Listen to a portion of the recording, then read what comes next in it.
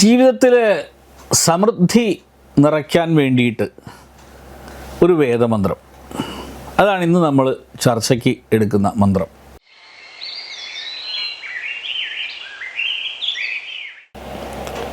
നമ്മളിന്ന് ഓടുന്നത് എന്തിനു വേണ്ടിയാണ്? മെച്ചപ്പെട്ട ജീവിതം, സാമ്പത്തിക ഭദ്രത, നമ്മുടെ പ്രിയപ്പെട്ടവർക്ക് പട്ടിണിയില്ലാതെ ജീവിക്കാനുള്ളൊരു സാഹചര്യം, ഇതിനൊക്കെ വേണ്ടിയാണ്. എന്നാൽ ഒരു സത്യം നമ്മൾ പറയട്ടെ, എത്ര സമ്പാദിച്ചാലും പലപ്പോഴും നമുക്ക് തൃപ്തി വരില്ല. എന്തോ ഒന്ന് കുറവുള്ളതുപോലെ തോന്നും. അനിശ്ചിതത്വം, ഭയം, ആകുലത, ഇതൊക്കെ നമ്മളെ വലയം ചെയ്യും. ഇങ്ങനെ പറയുന്നവരുടെ എണ്ണം വളരെ കൂടുതലാണിപ്പോൾ. എന്നാൽ ആയിരത്താണ്ടുകൾക്ക് മുൻപേ ഭാരതത്തിലുണ്ടായിരുന്ന അഥർവവേദം ഇതിനൊരു അത്ഭുതകരമായ പരിഹാരം നിർദ്ദേശിച്ചിട്ടുണ്ട്. ഇതാണ് ആ പുരാതന മന്ത്രം. നമുക്കിന്നതൊന്ന് കേട്ടു നോക്കാം. ഓം ഏവാസ്മാകേതം ധാന്യം സഹസ്രധാരമക്ഷിതം. ഓം ഏവാസ്മാകേതം ധാന്യം സഹസ്രധാരമക്ഷിതം. ഓം ഏവാസ്മാകേതം ധാന്യം സഹസ്രധാരമക്ഷിതം. ഇത് അഥർവത്തിലെ 3-ാമത്തെ കാണ്ഡത്തിലെ 24-ാമത്തെ സൂക്തത്തിൽ 4-ാമതായി വരുന്ന മന്ത്രമാണ്. ഇതൊരു മാന്ത്രിക വടിയൊന്നും അല്ല കേട്ടോ. ഈ മന്ത്രം ജപിച്ചു കഴിഞ്ഞാൽ ഉടനെ സമൃദ്ധി വരുന്നൊന്നും കരുതരുത്, അത് തെറ്റാണ്. മാന്ത്രിക വടിയല്ല, മറിച്ച് നമ്മുടെ പ്രപഞ്ചത്തിലെ അക്ഷയമായ ഊർജത്തെ, ഇൻഎക്സോസ്റ്റിബിൾ എനർജിയെ നമ്മുടെ ജീവിതത്തിലേക്ക് ക്ഷണിക്കുന്ന ഒരു ശക്തമായ പ്രാർത്ഥന. ഇൻഎക്സോസ്റ്റിബിളായ ഈ പ്രപഞ്ചത്തിലെ എനർജിയെ തന്നിലേക്ക് ക്ഷണിക്കുന്ന ഒരു പ്രാർത്ഥന. ഈ മന്ത്രത്തിലെ ഓരോ വാക്കും നിങ്ങളുടെ ജീവിതത്തിൽ വിപ്ലവം സൃഷ്ടിക്കാൻ കഴിവുള്ളതാണ്. അത് എങ്ങനെയാണെന്ന് നമുക്കൊന്ന് പരിശോധിച്ച് നോക്കാം, പഠിക്കാം. എന്താണ് ഈ മന്ത്രത്തിൻ്റെ അർത്ഥം എന്നുള്ളതാണ് ആദ്യം പഠിക്കേണ്ടത്. 1000 കൈവഴികളിലൂടെ ഒഴുകി വരുന്ന ഒരിക്കലും തീരാത്ത ധാന്യശേഖരം ഞങ്ങൾക്ക് ലഭിക്കട്ടെ. അപ്പോൾ ഒരു ചോദ്യം, ഇതെങ്ങനെയാണ് നമ്മുടെ ആധുനിക ജീവിതവുമായി ബന്ധപ്പെട്ടിരിക്കുന്നത്? ധാന്യം എന്നത് കേവലം ഭക്ഷണമായിട്ട് എടുക്കരുത്. ഭക്ഷണം എന്നല്ല അതിനർത്ഥം. വേദങ്ങൾ പഠിക്കുമ്പോൾ അലങ്കാരങ്ങളെക്കുറിച്ച് അറിയണം. ധാന്യം എന്നാൽ ഇന്ന് അന്നമായിട്ടാണ് പലരും കരുതുന്നത്. അതതിൻ്റെ രൂഢിയായ ഒരു അർത്ഥമാണ്. ഇവിടെ ധാന്യം എന്നതിന് വിശാലമായ അർത്ഥമുണ്ട്. ധാന്യം ധനശേഖരണത്തിന് ഉപയുക്തമായ വസ്തുക്കളാണ്. ധാന്യം നിങ്ങൾ ചെയ്യുന്ന ജോലിയിലെ വിജയം ധാന്യമാണ്.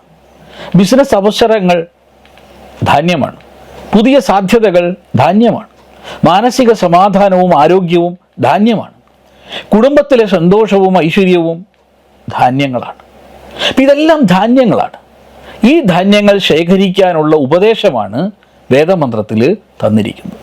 മന്ത്രത്തിൽ സഹസ്രധാര എന്നൊരു പ്രയോഗം നിങ്ങൾ ശ്രദ്ധിച്ചിരിക്കും. അതായത് 1000 വഴികൾ എന്നർത്ഥത്തിലാണ് ആ വാക്ക് ഉപയോഗിച്ചത്. ഇതാണ് ഈ മന്ത്രത്തിൻ്റെ ഏറ്റവും ശക്തമായ സന്ദേശം. നമുക്ക് വരുമാനത്തിനോ സമൃദ്ധിക്കോ ഒരു വഴി മാത്രമല്ല ഉള്ളത്, 1000 വഴികളുണ്ട്.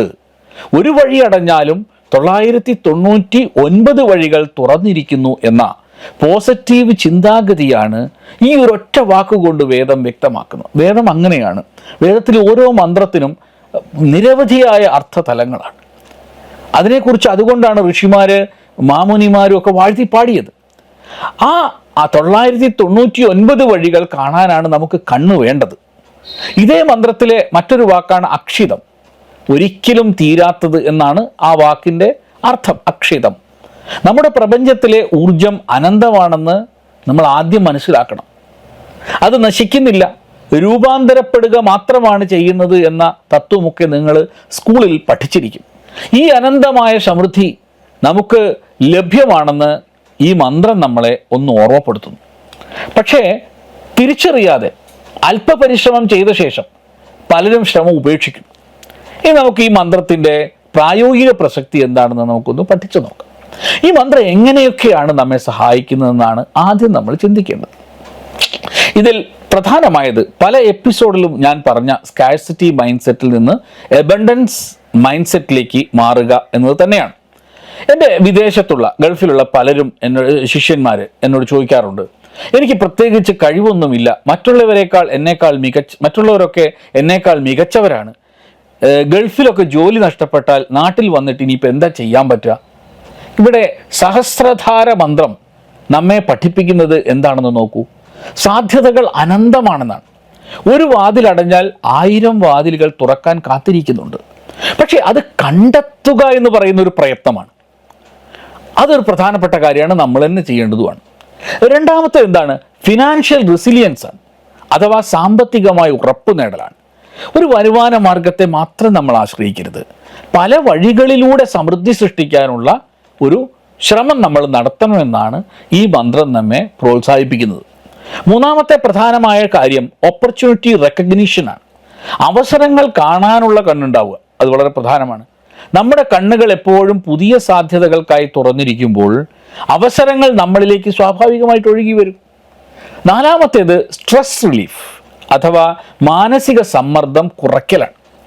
പലരും പലപ്പോഴും പറയുന്നത് ഞാൻ കേട്ടിട്ടുണ്ട്, എല്ലാം ഈ ഒന്നിനെ ആശ്രയിച്ചിരിക്കുന്നു എന്ന്. അതായത് അവനവൻ്റെ എല്ലാ പ്രയത്നത്തിനും എല്ലാ ചെലവഴിക്കുന്നതും എല്ലാം ഒരൊറ്റ കാര്യത്തെ ആശ്രയിച്ചാണ് എന്ന് പലരും പറയുന്നത് നമ്മൾ കേട്ടിരിക്കും. എൻ്റെ ഒരു വരുമാനം കൊണ്ട് മാത്രമാണ് ഈ കുടുംബം നടന്നു പോകുന്നത് എന്ന് പറയും.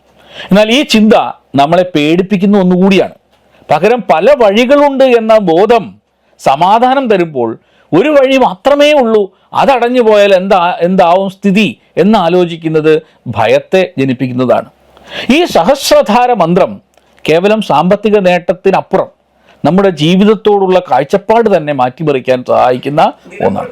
ഒന്നിനും വകയില്ല എന്ന ദാരിദ്ര്യ ചിന്തയിൽ, സ്കാർസിറ്റി മൈൻഡ്സെറ്റിൽ നിന്നും അവസരങ്ങൾ അനന്തമാണ് എന്ന സമൃദ്ധിയുടെ ബോധത്തിലേക്ക്, എബണ്ടൻസ് മൈൻഡ്സെറ്റിലേക്ക് വളരാൻ ഇത് നമ്മെ പ്രേരിപ്പിക്കും. എന്നാൽ ഈ തത്വങ്ങൾ എങ്ങനെയാണ് നമ്മുടെ പ്രായോഗിക ജീവിതത്തിൽ പകർത്തേണ്ടത് എന്ന് പലരും ചോദിക്കും. ഈ പുരാതന അറിവിനെ നമ്മുടെ ആധുനിക ദിനചര്യയുടെ ഭാഗമാക്കി മാറ്റി വിജയം കൈവരിക്കാനുള്ള പ്രായോഗിക വഴികൾ നമുക്ക് അടുത്ത എപ്പിസോഡിൽ പരിശോധിക്കാം എന്ന് പറഞ്ഞുകൊണ്ട് എല്ലാവർക്കും ശുഭദിനം ആശംസിക്കുന്നു. നമസ്കാരം.